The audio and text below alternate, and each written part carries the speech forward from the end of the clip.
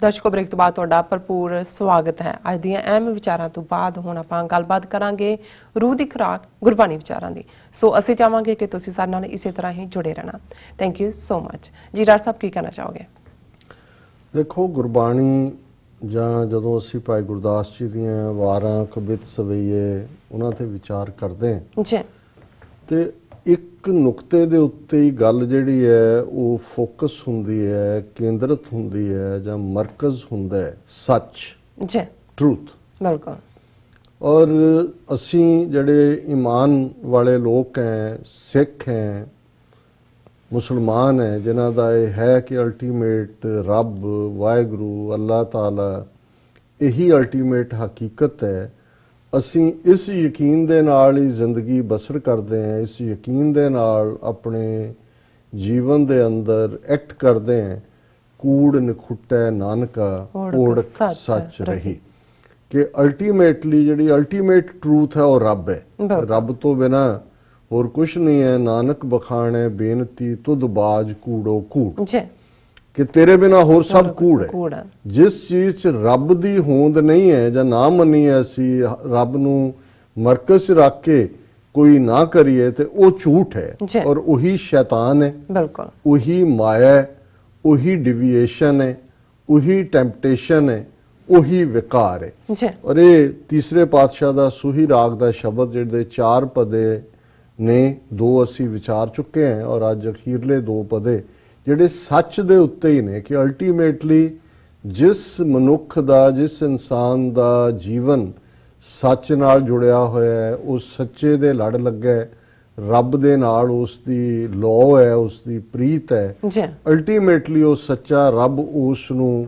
ਆਪਣੀ ਹਿਫਾਜ਼ਤ ਦੇ ਵਿੱਚ ਵੀ ਲੈਂਦਾ ਹੈ, ਉਸ ਨੂੰ ਆਪਣਾ ਈਮਾਨ ਤੇ ਖਲੋਣ ਦੀ ਹਿੰਮਤ ਵੀ ਦਿੰਦਾ ਹੈ, ਤੇ ਅਲਟੀਮੇਟਲੀ ਉਸ ਦੇ ਲਈ ਉਸ ਰੱਬ ਦੇ, ਉਸ ਵਾਹਿਗੁਰੂ ਦੇ ਸੱਚੇ ਦਰਬਾਰ ਦੇ ਦਰਵਾਜ਼ੇ ਵੀ ਖੁੱਲਦੇ ਨੇ। ਸੋ ਪਹਿਲਾ ਪਦ ਹੈ ਨੰਬਰ 3, ਸੱਚੀ ਬਾਣੀ ਸੱਚੇ ਗੁਣ ਗਾਵੇਂ, ਤਿਤ ਘਰ ਸੋਹਿਲਾ ਹੋਈ ਰਾਮ, ਨਿਰਮਲ ਗੁਣ ਸਾਚੇ ਤਨ ਮਨ ਸਾਚਾ, ਵਿੱਚ ਸਾਚਾ ਪੁਰਖ ਪ੍ਰਭ ਸੋਈ ਰਾਮ, ਸਭ ਸੱਚ ਵਰਤੈ ਸੱਚੋ ਬੋਲੇ, ਜੋ ਸੱਚ ਕਰੈ ਸੋ ਹੋਈ, ਜੈ ਦੇਖਾਂ ਤੈਂ ਸੱਚ ਪਸਰਿਆ, ਅਵਰ ਨ ਦੂਜਾ ਕੋਈ, ਸੱਚੇ ਉਪਜੈ ਸੱਚ ਸਮਾਵੈ, ਮਰ ਜਨਮੈ ਦੂਜਾ ਹੋਈ, ਨਾਨਕ ਸਭ ਕਿਛ ਆਪੇ ਕਰਤਾ, ਆਪ ਕਰਾਵੇ ਸੋਈ। ਕਿ ਉਹ ਵਾਹਿਗੁਰੂ, ਉਸ ਦੀ ਬਾਣੀ ਸੱਚੀ ਹੈ। ਹੇ ਇਨਸਾਨ, ਉਸ ਸੱਚੇ ਵਾਹਿਗੁਰੂ ਦੇ ਗੁਣ ਗਾ, ਕਿਉਂਕਿ ਜੇ ਤੂੰ ਉਸ ਸੱਚ ਨਾਲ ਜੁੜੇਗਾ ਤੇ ਤੇਰੇ ਘਰ ਅੰਦਰ ਉਹ ਹਰ ਥਾਂ ਰਮਿਆ ਹੋਇਆ ਵਾਹਿਗੁਰੂ, ਘਰ ਦਿਲ ਨੂੰ ਕਿਹਾ ਕਿ ਉਹ ਤਿਤ ਘਰ ਸੋਹਿਲਾ, ਉੱਥੇ ਤੇਰੇ ਖੁਸ਼ੀ ਦੇ ਗੀਤ ਹੋਣਗੇ, ਆਨੰਦ ਦੀ ਹਾਲਤ ਹੋਏਗੀ। ਤੇ ਜੇ ਉਸ ਵਾਹਿਗੁਰੂ ਦੇ ਜਿਹੜੇ ਵਿੱਚ ਕੋਈ ਮੈਲ ਨਹੀਂ ਹੈ, ਨਿਰਮਲ ਗੁਣ ਸਾਚੇ ਤਨ ਮਨ ਸਾਚਾ, ਜਦੋਂ ਉਸ ਰੱਬ ਦੀ ਅਸੀਂ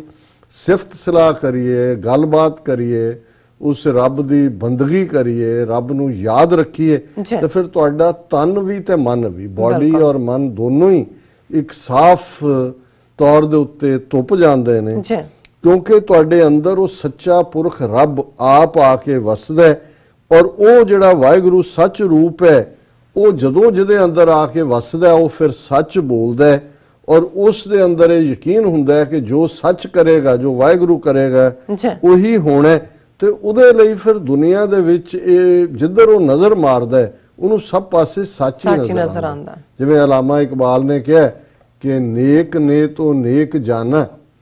ਬਦ ਨੇ ਬਦ ਜਾਨਾ ਮੁਝੇ, ਹਰ ਕਿਸੇ ਨੇ ਆਪਣੇ ਹੀ ਰੁਤਬੇ ਸੇ ਪਹਿਚਾਨਾ ਮੁਝੇ। ਕਿ ਜਿਹਦੇ ਅੰਦਰ ਨੇਕੀ ਹੈ, ਸੱਚ ਹੈ, ਉਹ ਨਜ਼ਰ ਮਾਰੇਗਾ, ਉਹਨੂੰ ਸਭ ਪਾਸੇ ਨੇਕੀ ਤੇ ਸੱਚ ਨਜ਼ਰ ਆਏਗਾ। ਤੇ ਜਿਸ ਦੇ ਆਪਣੇ ਅੰਦਰ ਬਦੀ ਹੈ, ਉਹਨੂੰ ਸਾਰੇ ਬਦ ਨਜ਼ਰ ਆਣਗੇ, ਉਹਨੂੰ ਸਾਰੇ ਚੋਰ ਨਜ਼ਰ ਆਣਗੇ। ਔਰ ਗੁਰੂ ਸਾਹਿਬ ਨੇ ਫਰਮਾਇਆ ਕਿ ਜੈ ਦੇਖਾਂ ਤੈ ਸੱਚ ਪਸਰਿਆ, ਅਵਰ ਨਾ ਦੂਜਾ ਕੋਈ,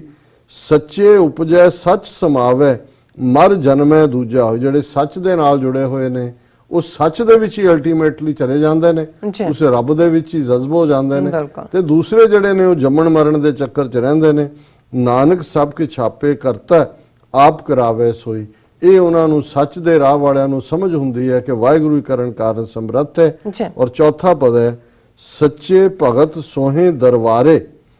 सच्चो सच वखाणे राम कट अंतरे साची बाणी साचो आप पछाणे राम आप पछाणे तां सच जाने साचे सोझी हुई सच्चा शब्द सच्ची है शोभा साचे ही सुख हुई साच रते भगत एक रंगी दूजा रंग न कोई नानक जिसको मस्तक लिखिया तिस सच प्राप्त हुई। और फिर ਜਿਹੜੇ ਸੱਚ ਦੇ ਵਿੱਚ ਜੀਵਨ ਜਿਉਣ ਵਾਲੇ ਨੇ ਉਹ ਸੱਚੇ ਭਗਤ ਹੁੰਦੇ ਨੇ ਔਰ ਦਰਬਾਰੇ ਹੈ ਦਰਬਾਰ ਕਿ ਵਾਹਿਗੁਰੂ ਦੇ ਦਰਬਾਰ ਦੇ ਵਿੱਚ ਉਹੀ ਸੋਭਾ ਪਾਉਂਦੇ ਨੇ ਉਹ ਸੱਚ ਵਿੱਚ ਹੁੰਦੇ ਨੇ ਸੱਚ ਬਿਆਨਦੇ ਨੇ ਉਹਨਾਂ ਦੇ ਅੰਦਰ ਉਸ ਵਾਹਿਗੁਰੂ ਦੀ ਸੱਚੀ ਬਾਣੀ ਵਸਦੀ ਹੈ ਔਰ ਉਹ ਹਰ ਚੀਜ਼ ਨੂੰ ਉਸ ਵਾਹਿਗੁਰੂ ਦੇ ਸੱਚ ਦੇ ਆਇਨੇ ਦੇ ਨਾਲ ਸੱਚ ਦੇ ਉਸ ਕ੍ਰਾਈਟੇਰੀਆ ਦੇ ਨਾਲ ਪਛਾਣਦੇ ਨੇ ਉਹ ਆਪਣੇ ਆਪ ਨੂੰ ਪਛਾਣ ਕੇ ਸੱਚ ਦੇ ਵਿੱਚ ਸਮਾਉਂਦੇ ਨੇ ਔਰ ਉਹਨਾਂ ਨੂੰ ਸੱਚ ਦੀ ਸਮਝ ਹੁੰਦੀ ਹੈ ਸੋਝੀ ਹੁੰਦੀ ਹੈ ਔਰ ਉਸ ਗੱਲ ਦੀ ਉਹਨਾਂ ਨੂੰ ਸਮਝ ਹੁੰਦੀ ਹੈ ਕਿ ਸੱਚਾ ਸ਼ਬਦ ਸੱਚੀ ਹੈ ਸੋਭਾ ਕਿ ਅਲਟੀਮੇਟਲੀ ਟਰੂਥਫੁਲੀ ਜੇ ਉਹ ਜੀਵਨ ਵਸਰ ਕਰਨ ਤੇ ਉਹਨਾਂ ਨੂੰ ਉਸ ਵਾਹਿਗੁਰੂ ਦੇ ਹੁਕਮ ਦੇ ਵਿੱਚ ਸੋਭਾ ਮਿਲਦੀ ਹੈ ਸਾਚੇ ਹੀ ਸੁਖ ਹੋਈ ਅਲਟੀਮੇਟ ਟਰੂਥ ਸੱਚ ਦੇ ਵਿੱਚ ਹੁੰਦੀ ਹੈ ਸਾਚ ਰਤੇ ਭਗਤ ਇੱਕ ਰੰਗੀ ਦੂਜਾ ਰੰਗ ਨਾ ਕੋਈ ਬਾਕੀ ਦੂਜੇ ਜਿਹੜੇ ਰੰਗ ਦੁਨੀਆ ਦੇ ਨੇ ਮਾਇਆ ਦਾ ਰੰਗ ਹੈ ਉਹ ਵਿਸਰਨ ਵਾਲਾ ਹੈ ਉਹ ਜਿਹੜਾ ਮਿਟ ਜਾਣ ਵਾਲਾ ਹੈ ਸਿਰਫ ਇਹੀ ਇੱਕ ਰੰਗ ਹੈ ਜਿਹੜਾ ਹਮੇਸ਼ਾ ਰਹਿਣ ਵਾਲਾ ਹੈ ਨਾਨਕ ਜਿਸ ਕੋ ਮਸਤਕ ਲਿਖਿਆ ਅਲਟੀਮੇਟਲੀ ਗੁਰੂ ਸਾਹਿਬ ਨੇ ਫਰਮਾਇਆ ਭਾਈ ਇਹ ਸੱਚ ਦੇ ਪੱਲੇ ਜਿਉਣਾ ਸੱਚ ਨੂੰ ਪੱਲੇ ਬੰਨ ਕੇ ਇਹ ਵੀ ਤਾਂ ਹੀ ਪੋਸੀਬਲ ਹੈ ਜੇ ਰੱਬ ਤੁਹਾਡੇ ਮਸਤਕ ਤੇ ਲਿਖ ਦੇ ਤੁਹਾਨੂੰ ਇਸ ਦੇ ਕਾਬਲ ਬਣਾ ਦੇ ਤਿਸ ਸੱਚ ਪ੍ਰਾਪਤ ਹੋਈ ਕਿ ਜਿਸ ਦੇ ਉੱਤੇ ਰੱਬ ਦੀ ਰਹਿਮਤ ਹੁੰਦੀ ਹੈ ਉਹੀ ਸੱਚ ਨੂੰ ਹਾਸਲ ਕਰਦਾ ਹੈ ਉਹੀ ਸੱਚ ਦੇ ਵਿੱਚ ਜੀਵਨ ਜਿਉਂਦਾ ਹੈ ਔਰ ਉਹਨਾਂ ਦਾ ਜੀਵਨ ਫਿਰ ਸੱਚ ਨੂੰ ਸਮਰਪਿਤ ਹੁੰਦਾ ਹੈ ਪਰ ਇਹ ਸਭ ਨਾਨਕ ਨਦਰੀ ਕਰਮੀ ਦਾਤ ਉਹਦੀ ਨਜ਼ਰ ਉਸ ਦਾ ਕਰਮ ਹੈ ਸੰਸਕ੍ਰਿਤ ਫਾਰਸੀ ਦਾ ਸ਼ਬਦ ਹੈ ਬਖਸ਼ਿਸ਼ ਦਾਤ ਉਹਦੀ ਗਿਫਟ ਨਾਲ ਹੀ ਸੰਭਵ ਹੁੰਦਾ ਜੀ। ਡਾਕਟਰ ਸਾਹਿਬ ਤੁਹਾਡਾ ਬਹੁਤ ਬਹੁਤ ਸ਼ੁਕਰੀਆ ਤੁਸੀਂ ਅੱਜ ਦੇ ਅਹਿਮ ਇਸ਼ੂ ਤੇ ਅੱਜ ਦਾ ਵਿਚਾਰ ਸਾਡੇ ਦਰਸ਼ਕਾਂ ਨਾਲ ਸਾਂਝਾ ਕੀਤਾ ਅਸੀਂ ਆਪਣੇ ਵਿਊਅਰਸ ਕੋਲ ਲੈਣੇ ਇਜਾਜ਼ਤ ਵਿਊਅਰਸ ਸਾਡੇ ਪ੍ਰੋਗਰਾਮ ਦਾ ਸਮਾਂ ਇੱਥੇ ਸਮਾਪਤ ਹੁੰਦਾ ਤੁਸੀਂ ਆਪਣੀ ਰਾਏ ਤੇ ਸੁਝਾਅ ਸਾਨੂੰ ਭੇਜਣਾ ਨਾ ਭੁੱਲਣਾ ਸਾਡੇ ਇਸ ਪਤੇ ਤੇ SOS@tvre4.tv ਤੇ ਅਸੀਂ ਆਪਣਾ ਪ੍ਰੋਗਰਾਮ ਲੈ ਕੇ ਫਿਰ ਦੁਬਾਰਾ ਤੁਹਾਡੇ ਸਨਮੁਖ ਹੋਵਾਂਗੇ ਤਦ ਤੱਕ ਲਈ ਮੈਨੂੰ ਤੇ ਆਪਣਾ ਰਾਸਨ ਆ ਗਿਆ ਦੋ ਦੇਖਦੇ ਰਹੋ TVRE4 ਬੁਲਾ ਦਿਓ ਫਤਿਹ ਵਾਹਿਗੁਰੂ ਜੀ ਕਾ ਖਾਲਸਾ ਵਾਹਿਗੁਰੂ ਜੀ ਕੀ ਫਤਿਹ ਰੱਬ ਰਾਖਾ।